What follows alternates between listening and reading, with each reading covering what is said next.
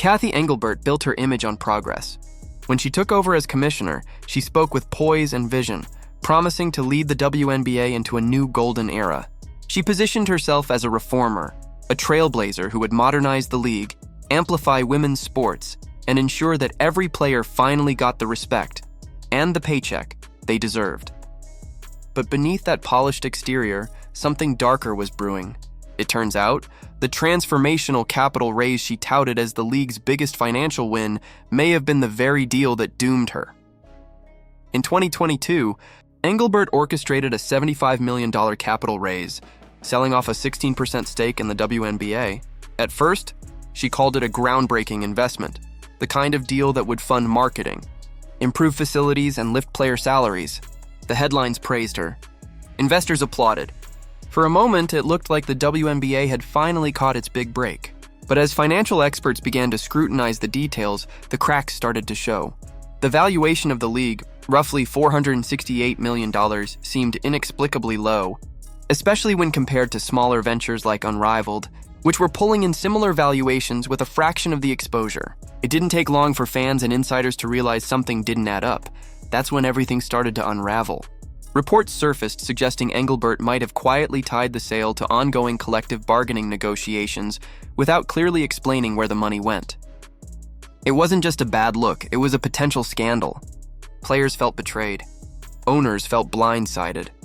As journalists from front office sports dug deeper, more disturbing details came to light. The sale had changed the very power structure of the WNBA. What had once been a clear line of ownership between the NBA, WNBA franchises, and players was now a tangled mess of investors, corporate funds, and venture partners, many of whom had ties to NBA ownership. On paper, the NBA's 30-team owners controlled about 42% of the league. Another 42% was split among the individual WNBA team owners. But the new investors, the ones Engelbert quietly brought in through her 2022 deal, now controlled 16%, and with it, an outsized influence over the league's direction. That 16% might sound small, but in corporate terms, it was enough to shift control. The investors didn't just buy shares. They bought power. They gained access to confidential data, voting rights in critical decisions, and influence over how future negotiations would be handled. In short, they became the new shadow rulers of the WNBA, and the players didn't even know it was happening. When this reality became public, outrage spread like wildfire. The timing couldn't have been worse. The story broke just as the WNBA finals were about to begin, and what should have been a triumphant celebration of women's basketball quickly turned into a public reckoning. Fans booed Engelbert when she walked onto the court to present the championship trophy, a humiliating moment that would define her tenure. The boos weren't just about a bad deal.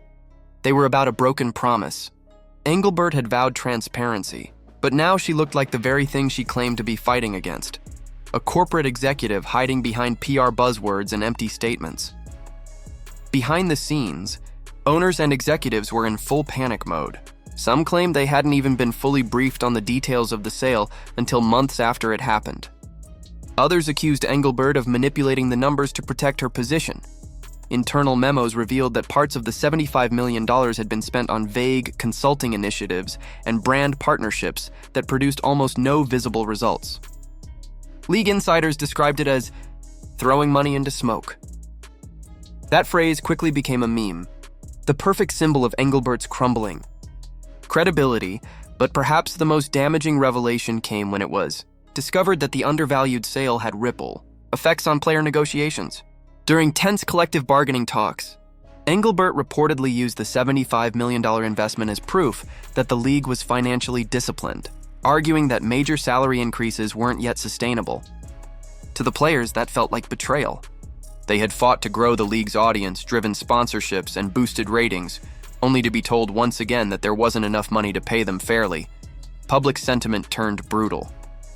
Players began speaking out, calling for transparency. Veteran stars hinted at a potential lockout. Younger players went to social media, openly questioning Engelbert's leadership. The players' union demanded access to the league's books, and Engelbert refused, citing confidential investor agreements. That phrase, repeated in press conferences, became a rallying cry for frustrated athletes who felt like their league was being run by people who didn't respect them. And then came the ultimate humiliation. During the finals trophy presentation, as Engelbert took the stage, the crowd's anger erupted into deafening boos. Cameras caught the players exchanging uneasy glances. It wasn't just an awkward moment, it was a reckoning. The commissioner who once stood as the face of progress was now being publicly rejected by the very fans and athletes she claimed to champion. The clip went viral within minutes, accompanied by captions like, "This is what happens when you betray your players." The fallout was swift and devastating. Sponsors began reevaluating their partnerships, fearing association with a sinking brand. League insiders started floating names of possible replacements. Even Adam Silver, the NBA commissioner and one of Engelbert's strongest supporters, began to distance himself. According to reports, Silver held an emergency meeting with WNBA board members to assess the damage. The verdict was unanimous. Engelbert had lost control. At the same time, a new threat was rising, a league that embodied everything the WNBA had failed to deliver.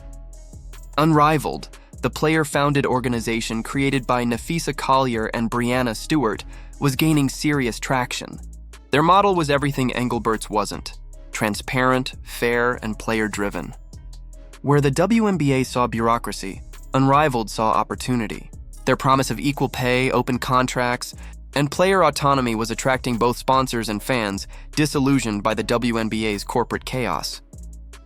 Investors who had once backed Engelbert's vision were now quietly shifting their focus to Unrivaled.